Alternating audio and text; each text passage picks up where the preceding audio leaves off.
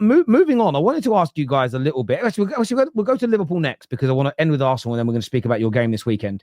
But Liverpool, obviously a very good result Monday night. Young Rio delivering himself to the world of football. By the way, Ty, I didn't realize you donated 2 lots of 10 memberships to the audience today, Ty. I want to say a big thanks. 20 memberships that you've purchased today. You absolute legend. So thank you very much, my friend. That's very, very generous indeed.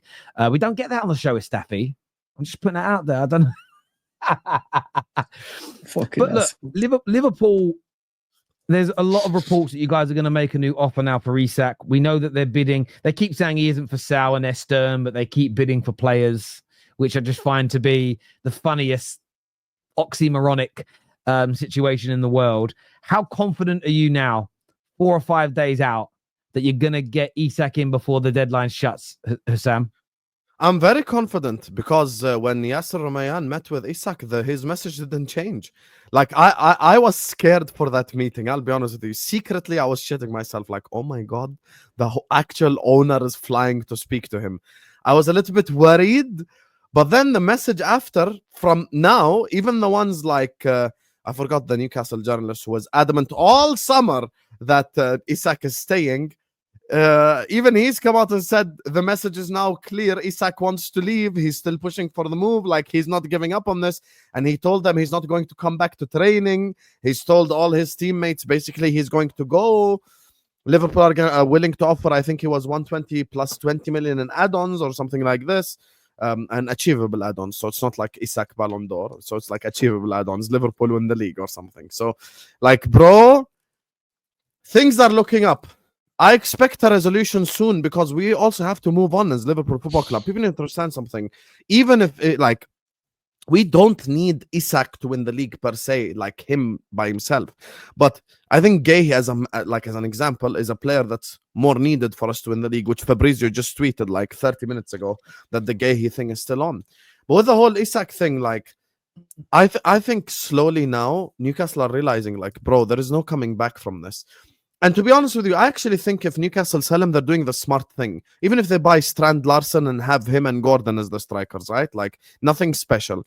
But they can still get top 4 with that. Like, let's be honest. My thing with this conversation is the following. Look, you're not going to gain anything from keeping Isak because his value is just going to decrease. We're offering him 120 plus 20. You wait till January, no problem. It's going to be 100 plus 20. You wait until May, it's going to be 80 million, 90 million. That's the thing. Now, someone will come tell me they'll compensate for it for qualifying for the Champions League. Yes, unhappy players have remained at football clubs before, but do they perform at the level that they have performed at when they were happy? That's the real question. Like, that's the thing for me. Like, we've seen players, if you'd like, forced to stay at football clubs for a year or whatever it is. Do they end up performing at their, like, the level that is expected or required? And that, again, once again, I watched what Carragher said about the Fernando Torres thing. And he was like, in the summer, Torres wanted to leave. We forced him to stay until January. And it almost felt like everyone at the club just couldn't wait for him to leave. Like, every Liverpool player just couldn't wait for Torres to just leave, so everyone could just move on because the place was miserable, according to him. The training ground was miserable. Everything was just in a miserable position.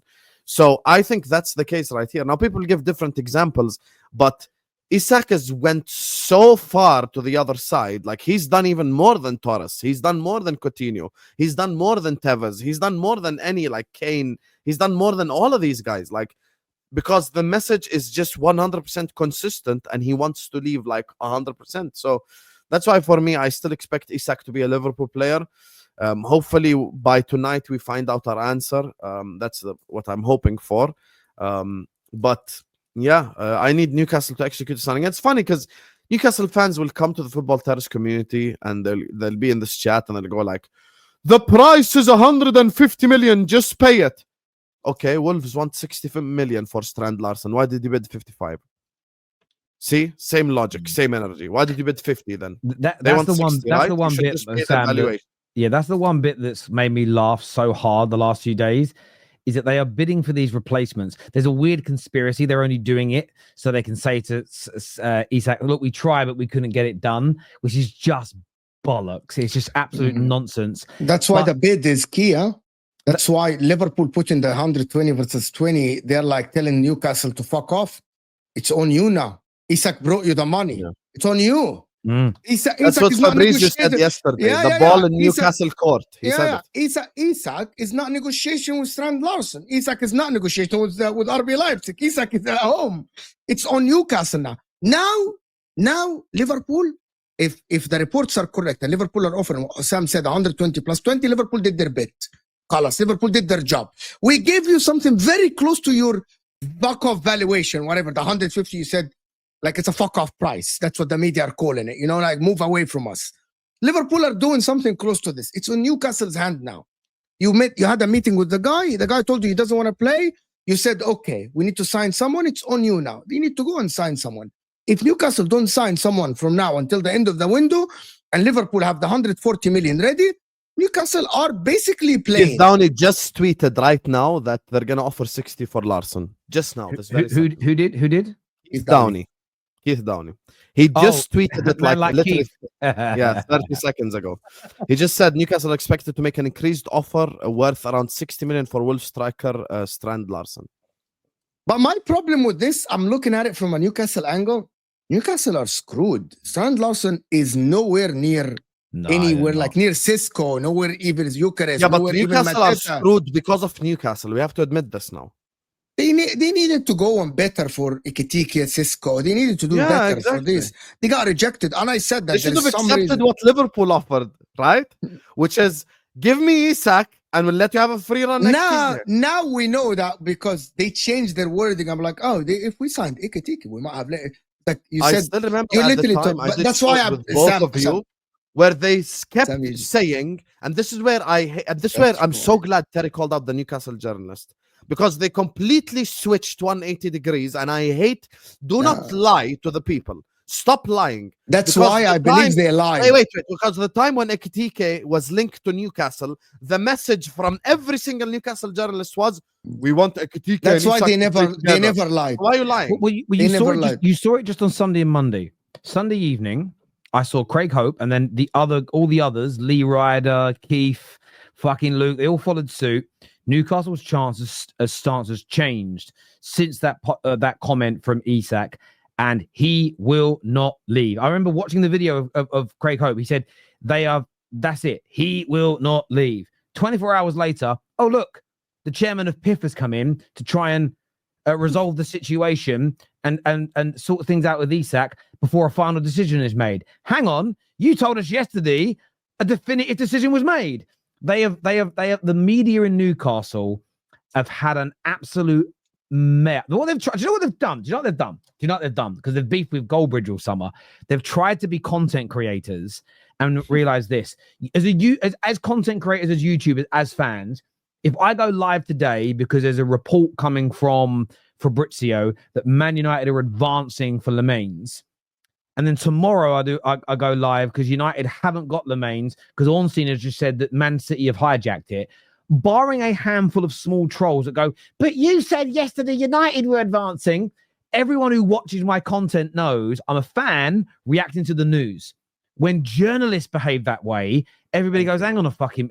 They tried to be like content creators and they're sort of like putting out little bits. He's not for sale. Yes, in the body of their work, they say he's not for sale. Unless this price is met, unless this sale is done, unless this happens, unless this goes on. And it's like, so you're not representing the truth. With Ornstein, who they've all attacked, when he tweets, his tweets have so much of the detail in. This is this bit, this is that bit, this is difficult, this is here. Here's the link to my article, and it explains everything. Where theirs have been so sensational in their viewing. And the amount of, I will respect Mama Flossie, Ash, Kane, and the other Newcastle fans that have been on this show over the course of the summer that have called this out. As Newcastle fans, they've called it out. But the amount I've seen go live going, my club, we've made the decision, he's staying. 24 hours later, what do you mean he might still leave? You said yesterday, it's been a crazy, their media has been shockingly bad. Shocking.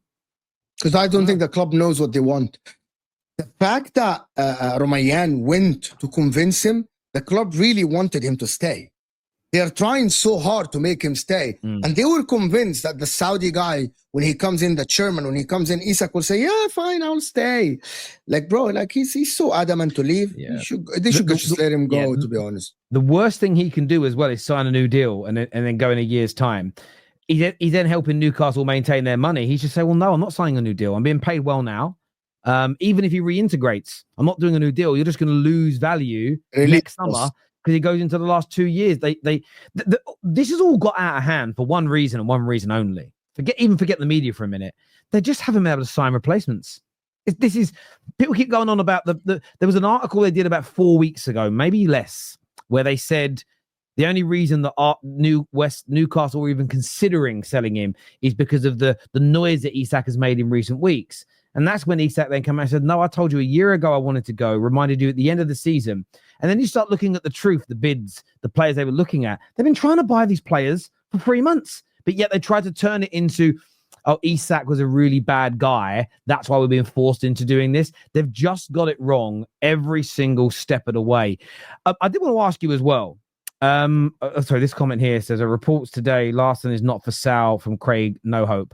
But again, I can't take they anything offered they say. the 60 though that Wolves wanted. That's they're about to offer another bid. That he is for sale at the right price. He really is for sale at the right price because every player is for sale at the right price.